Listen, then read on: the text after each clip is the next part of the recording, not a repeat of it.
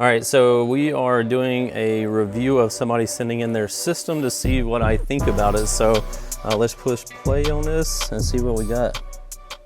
For speakers, I'm running Defmont 6.5s, one in each of the 4 doors, and 2 tweeters or DS18 Super tweeters in the dash. Subwoofer, I have a 12-inch stereo integrity SQL. It's in a ported box, 1.5 cubic foot, and it is tuned to 24 hertz.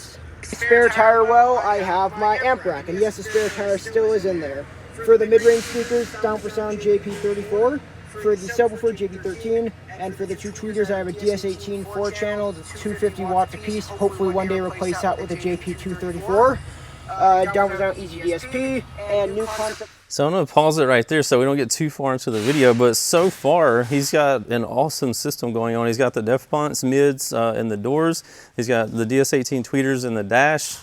They both make great products. And he came around to the back and showed he has a stereo integrity subwoofer. This is also an amazing product. It's a slept-on brand.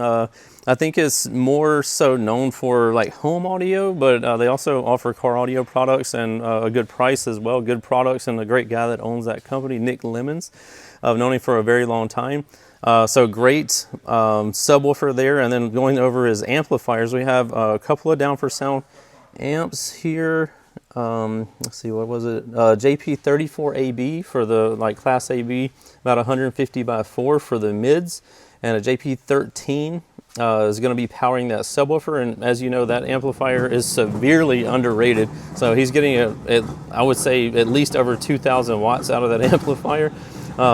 So good job on that. DS18 amplifier for the tweeters, and he said he's going to be replacing that with a Down for Sound amp. Great idea there, but a DS18 is not a bad product either. And he's got the Easy DSP 68 to like do all his tuning and everything. So far, amazing job. And as he said, he still has the function of his spare tire. He can like flip up his, it's kind of like a false floor, like his amp rack that he has there. He can flip it up and he can access his spare tire if needed. So this is important as well for functionality. And new concept fuse box and wiring all around. Under the hood, I have a 200 amp alternator, and I've done the big 3. I built the system because me and my friends do bonfires out in the desert, and we wanted some good music that was loud. I chose Down for Sound because JP's just offering the best quality amps at the best prices. My man, I like this guy's attitude, man. Kudos to you. I appreciate the support first and foremost. But yeah, he said he's running new concepts, wire and some fuses. Like, that's good. So yeah, he's done his electrical upgrades to be sufficient in Big 3.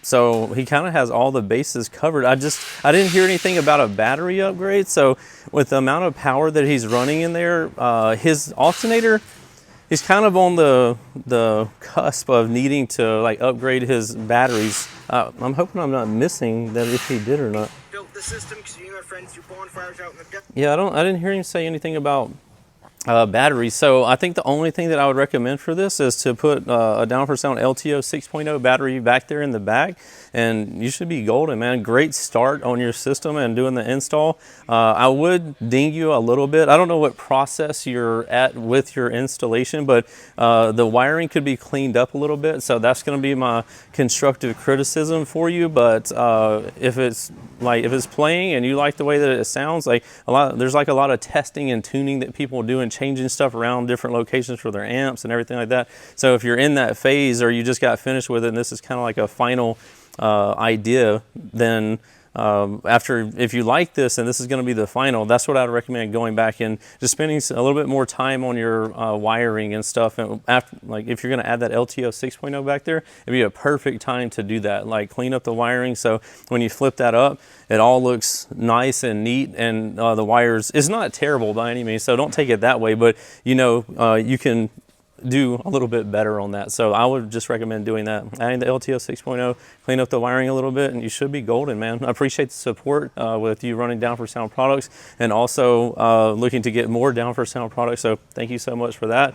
And for anybody else, if you want me to give you my 2 cents on your vehicle system, there'll be a way to shoot your video in. I think we say keep it around a minute or something like that. So because people will get carried away and they'll start sending like 10-minute videos like peak of like their system. So we're trying to keep it to a minute. Like if you can do it somewhere around there, that'd be great. This guy did a good job. He spliced a bunch of videos together. So anyway, appreciate your support, and let me know when you send yours in so I can get you my 2 cents on your system later. What's happening, guys? If y'all enjoyed all the hot content that you saw in that video, be sure to follow me on YouTube, Facebook, TikTok, Instagram under the Lifer Price, and also Down for Sound Shop on Facebook and Instagram. And don't forget Snapchat. I'm JPD4S on there, so be sure to check me out there. We'll see you in the next one. Later.